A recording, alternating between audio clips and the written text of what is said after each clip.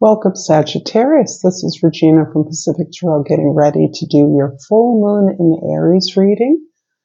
The full moon will occur in about a week's time on the 29th of September in the very early morning hours on the West Coast, which means most of the world will experience it the day before. I have laid out the axis of the horoscope spread. I will clarify with the intuitive night goddess tarot and finish up with a couple of oracle cards. If you enjoy this reading, if you find it useful, please like, share this video with others, and subscribe to my channel, Pacific Tarot. I appreciate your spending your time with me. So let's get going with your overall energy. Sagittarius, the Knight of Swords. This is a very useful energy for the fiery, passionate energy of Sagittarius, the adventurous energy.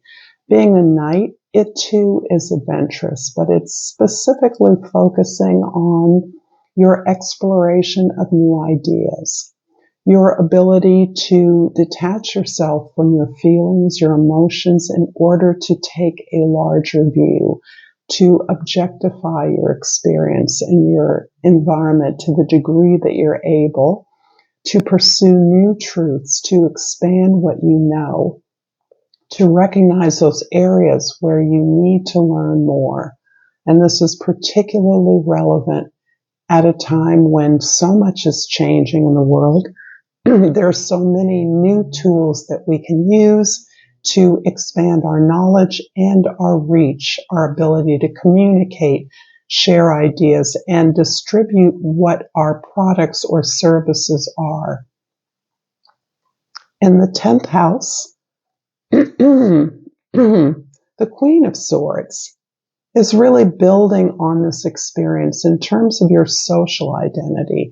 This is the way others are seeing you, as someone who can mediate differences, someone who can be sought out for advice, for counsel, someone who can be, who will listen to our point of view, who will be dispassionate, non-judgmental, but someone who can also take our experience or our ideas and convene a discussion. If it's a conversation, one-on-one, if it's an entire discourse or larger opportunity to be curious, to find out more, to challenge our assumptions about ideas or our truths in a way that relates particularly to and within our communities or our places of employment or our professional arenas. The Queen of Swords is indicating your willingness and ability to take the higher perspective, to bring people together, to share, to have a conversation in a way that does challenge what we believe we have known, our beliefs till now. In the first house, the Five of Swords is about this desire to change the way in which you have been seen, and you have seen yourself as a result. This card is speaking to me very clearly about the ways in which we've been labeled and responded to that through experiences where we have allowed our lack of belief in ourselves, lack of faith in our ideas, our intelligence, our creativity has perhaps prevented us from speaking out, for standing up, for seeking the support we're due. There's a sense of not belonging that you are changing actively right now. And although you may be seeing your lack of fit in a particular or a familiar situation, this can be in a family situation, at a job, among a group of peers or associates, you're making way, you're releasing this idea of where you've always been placed or where you have not felt you fit in. And you're releasing that because you're actually in preparation for shifting those alliances those beliefs, because you're now pioneering your belonging in a larger context. And you're looking at those ideas that have held you back, those ways that you may not have been taken seriously in the past, and instead really owning up to the ways that you have allowed those things to block you. In the fourth house, the house of your home, your history, the Page of Cups is this beautiful opening of the heart, this beautiful opening of your experiences. In fact, this is really bringing to mind the ability to explore and your childhood experiences, family of origin, even your formative years. This can be the years of schooling.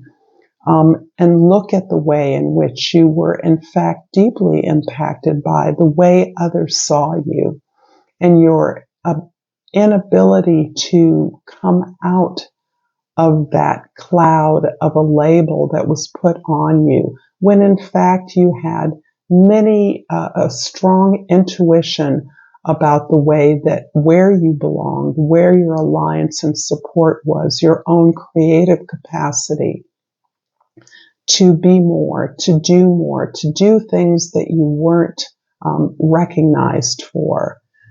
Reviewing these experiences now, perhaps through the experience of parenthood or teaching children or teaching students, you're reconnecting with this experience and how this is opening you up and reconnecting you with your creativity, things you've always known were true about you.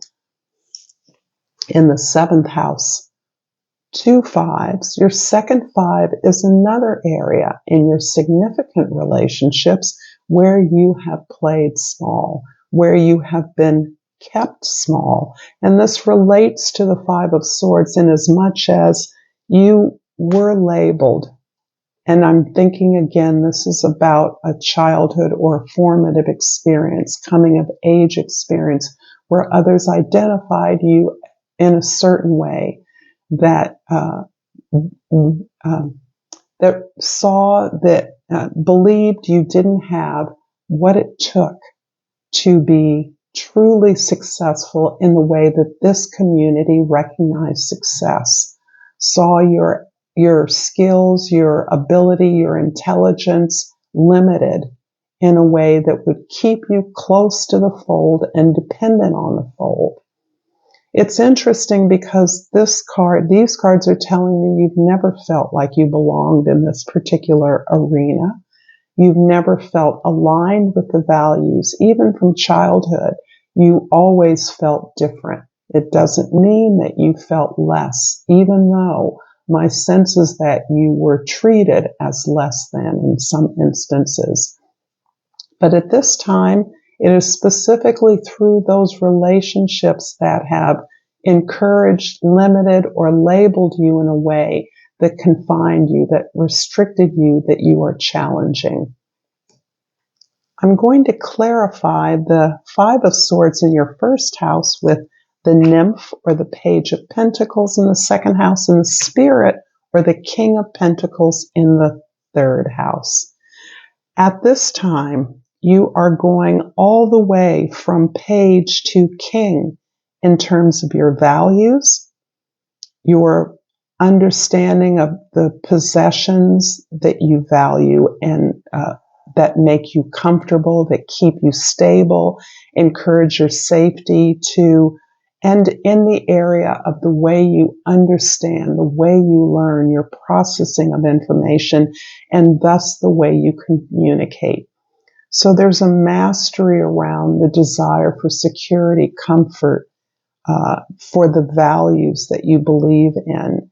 And at this particular time, you're really processing this openness to do things differently and newly, and combining that with the experience you have in mastering your environment. This does not necessarily mean that you have a lot of material abundance, but you are exploring your values of abundance and your personal permission to be as comfortable as you feel deserving and worthy of being. This is you challenging these ideas of worth and believing now that you're capable of as much as you can humanly and possibly obtain. And this is a real, I'm feeling this is a reversal from being labeled as somehow deficient in this area and experiencing through your own life, depending where you are in the cycle of always playing small, always having just barely enough, and that in some way feeling that that was your destiny, believing that having enough, having more than enough, being comfortable, even luxuriating in your sense of abundance, not just material comfort, instead is your destiny, is what you're worthy of. The Page of Cups in the 4th house is clarified by the 8 of Cups in the 5th house and the Warrior or the Knight of Swords in the 6th house. So the Knight of Swords is being repeated here, and this is in the area of your routines and habits, the way that you keep yourself healthy, productive, and efficient. So this can necessarily have to do with your health, being objective about what you actually need to be productive in the way that you want to be. And the 8 of Cups is indicating your understanding that as beloved as your relationships may be, as bonded to them as you feel yourself to be, this vision that you're gaining of more, worthiness for more, is taking you away from particularly familial relationships that you now see as having reinforced the sense of being limited, being not enough for. And this is a strong trend that I'm feeling here as you're understanding and recognizing the way that labels and names have kept you small and feel a sense of unworthiness. You're moving away from those so that you can explore not only the sense of greater abundance on your own terms, but the ways that you can achieve that by objectively looking at the resources you have and the way that you work. The 5 of Pentacles in the 7th house is clarified by the Warrior or the Knight of Pentacles and the Ace of Pentacles. So interesting to me that you have almost all of the Pentacles court cards here on the table, as well as the Ace. This is indicating to me this portal that you are earning, you have created for yourself. This portal is not just about your stability, your security, and your values or your safety, but it's about a new way of understanding yourself in the world. This is elevating a spiritual practice, an educational or training opportunity. This is you, again, moving out into the large world. And Sagittarius, particularly Sagittarius rising, this is where you belong. You are an adventurer. You may have always quested to move out into the world in a way that you have felt stuck or denied that wasn't for you, that you really didn't have enough, didn't know enough to be able to accomplish this.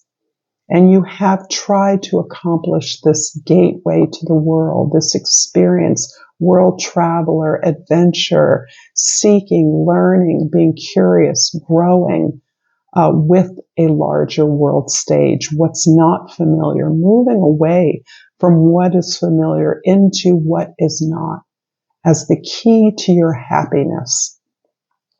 You continue to explore new ways to achieve this abundance that you now feel ready and worthy of. The Queen of Swords in the 10th house is clarified by the 4 of Swords in the 11th house and the 8 of Swords in the 12th house. interesting as you are creating this portal of opportunity, of spiritual growth, a new spiritual practice that is netting you a greater sense of security and ownership of the world and all that it has to offer. You are reevaluating the understanding you've gained from these challenging experiences. And as you understand the experiences and your responsibility in staying in this place in many ways of stuckness, of lack, you are gaining an appreciation and gratitude for these lessons. This gratitude is part of the platform of this new spiritual basis, foundation from which you are growing, and recognizing that you could only be here as a result of the challenges you've overcome. The Eight of Swords indicates to me a kind of overwhelm of information.